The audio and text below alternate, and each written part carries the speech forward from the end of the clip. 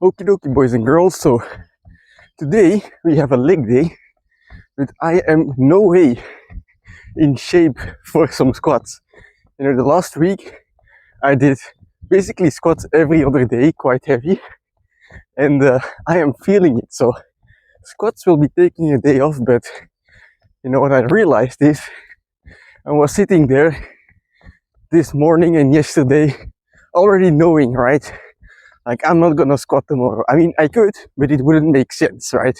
It wouldn't allow my body to recover. So I was sitting there knowing that today I was gonna be left with an empty stomach, I was not gonna be able to do squats. And it pisses me off, because I like this shit. I want to squat, I want to work out. So when I am not able to do that, it's like skipping a meal, you get more hungry. And no matter what it is in your life, right, whether it's working out or something completely different, playing music, studying, your work, right, when you have something that you just want to get better at, that you just are so passionate about it, that you have trouble to shut up about it. I mean, that's like half the reason this channel exists, is because I'm not able to shut up about training, basically. So that's one of the reasons I made this channel. But when you have stuff like that, right, I think it makes your life that much better, because of course it's nice that you're able to do like new things, right? You're able to play a new song on the piano, you're able to do better things on your job, or you have some training goals. All of a sudden you're able to do a planche or a front lever, right? But when you think about it, it's not really those things themselves. Like, no one cares about a planche or a front lever. It looks cool, but that's not the entire reason you're training, I would imagine. Like, beyond what you're able to do because of your training, whatever, it's just fucking exciting to like compete against yourself, to have those things that now suddenly you are able to do because you put effort into it. It's like the delayed gratification thing, right? Like, to experience that over and over and over again, it's so much fucking fun.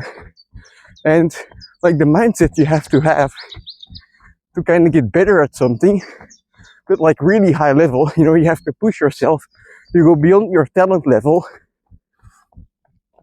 It carries over to everything in your life, because I like my job, don't get me wrong, but my passion is training, right?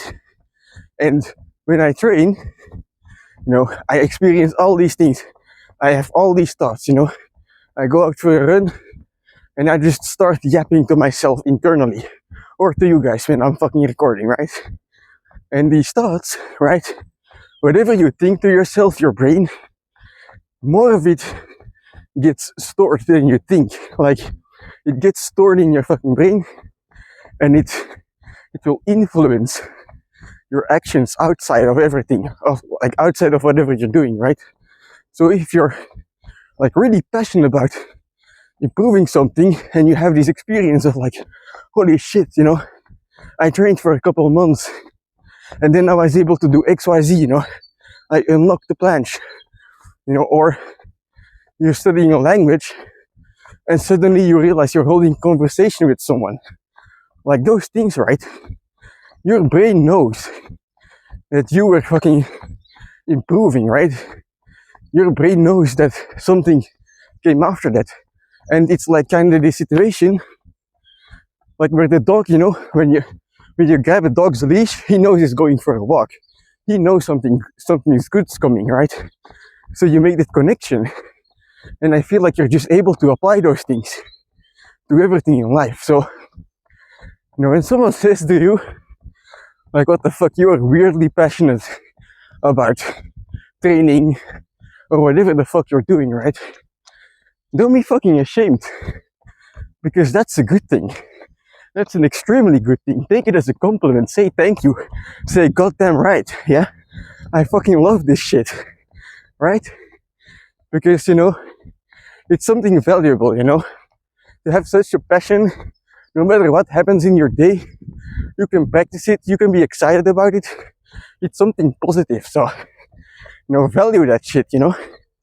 Don't be ashamed of it. So anyway, yeah, today is a leg day, like I said.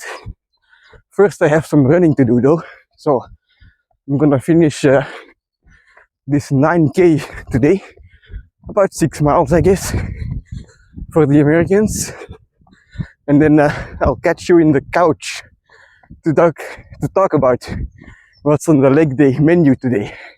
So I'll see you then back home. All right, so running on tired legs, it's something to behold. There's something to it because you can just run and feel like you're flying, but when you've got some squats in your system, when you've got tired legs, you have to drag your corpse forward the entire way. There's something to it, it's hard to explain, but if you like running, I think like you know what I'm talking about. So anyway, now we have a leg day on our hands, and well, like I said, I'm not gonna squat. I could squat, but I don't feel like there's gonna be any benefit to it because my legs really have to recover. So what's left over is the Nordic curl, and for the Nordic curl as well, last time, we focused on volume, so I'm still feeling it a little bit, to be honest. But today I will not be focused on any volume PRs. Instead, I'll be focused on making the Nordic curl as light as possible. And how do you make something feel as light as possible? Well, you make it as heavy as possible, actually. Because right now, if I add some weight to the Nordic curl, which, if I'm not mistaken, it's the first time in my life I'm doing that, which is big ups, big PR. But anyway, yeah, you add some weight to it, and then the next time, when you do a normal Nordic curl, no added weight, it's gonna feel like you're a fucking feather, right? It's the same thing if you're training a tuck planche or a tuck front lever, for example, and then you move on to the next progression and you train that one for a while, right? When you go back to the first progression, to the tuck variation, right, to the easier thing, it's gonna feel like you're not even exerting any force. You're just gonna be floating in the air. And that's kind of what I want to achieve here as well. So I guess it's also kind of similar to what I was saying with the front lever, right? I add weight to the front lever to make the actual front lever feel lighter. If you think about it, a front lever with weight, it's just a next progression, right? It's the next progression compared to a regular front lever. And in a sense, the Nordic curl, adding weight is another progression, after the normal Nordic curl. So it's basically just doing like a new progression. And this is going to allow me to feel light in the Nordic curl when I do my actual set. I want to achieve 20 Nordic curls. And if I want to exert all my power in one set, I basically have to be as strong as possible as well. So if I feel light in the Nordic curl, I'll be able to do my Nordic curls fast. And by doing them faster, well, I'm saving energy, right? So I'm going to get to those 20 reps easier. So yeah, let's head outside and try a weighted Nordic curl basically for the first time in my life. I'm excited.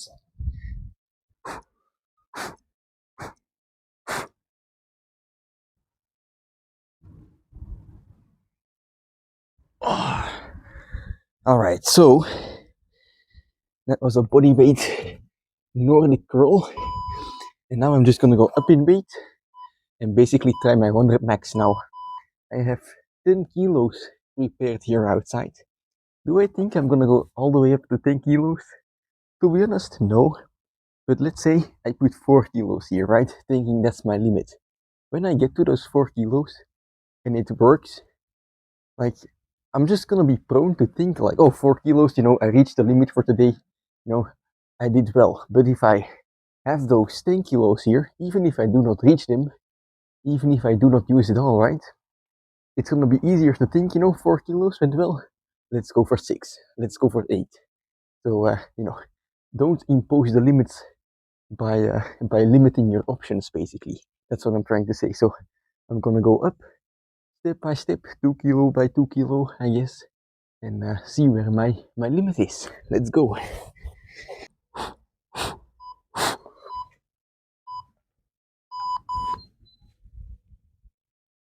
Oh. Right, so 2 kilos is clear. Now it's 4 kilos.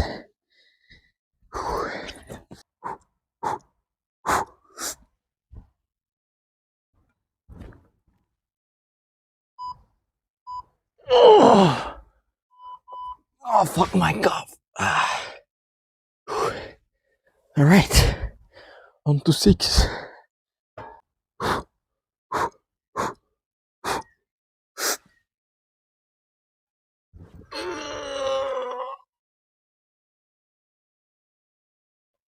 Oh, oh, oh shit. All right.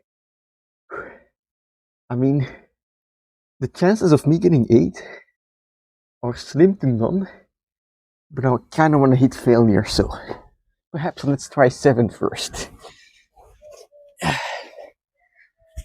Fuck it, let's go for 8.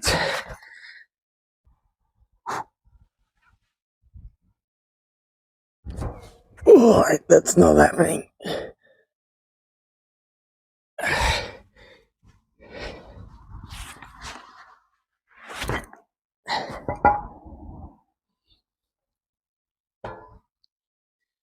Okay, so failure has been successfully achieved. Remember, kids, to train to failure, you have to actually fail a rep. Otherwise you can't call it failure. You call it success. But in training, failing is often success as well. So, all right. Anyway, I'm gonna do some finishing sets here, some pump stuff. I'm gonna use my fingers as assistants. The more fingers you use here as assistants on the Nordic curl, the easier it's gonna become. And I'm just gonna focus on the bottom half of the rep to get some blood flowing in the legs and basically get a solid pump. So let's go.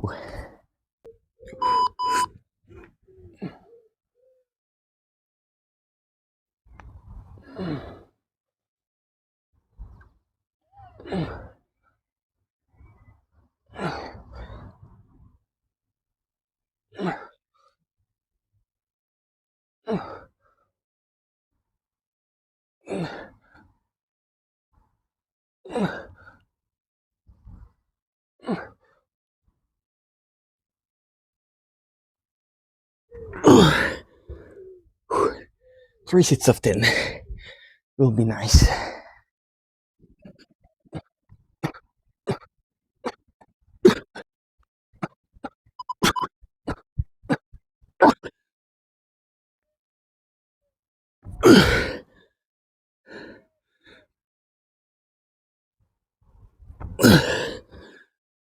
Okay, so it is sad that there is no squats today, but holy shit, am I happy with this hamstring training, because not only did I do, I think the first time ever, weighted Nordics, I got to 6 kilos on them, which I think is very nice. And while I failed the 8 kilos, I just fucking flat on my stomach. That's still a mental PR because I attempted 8 kilos. My head was crazy enough to put 8 kilos in the backpack and attempt the fucking Nordic curl, right?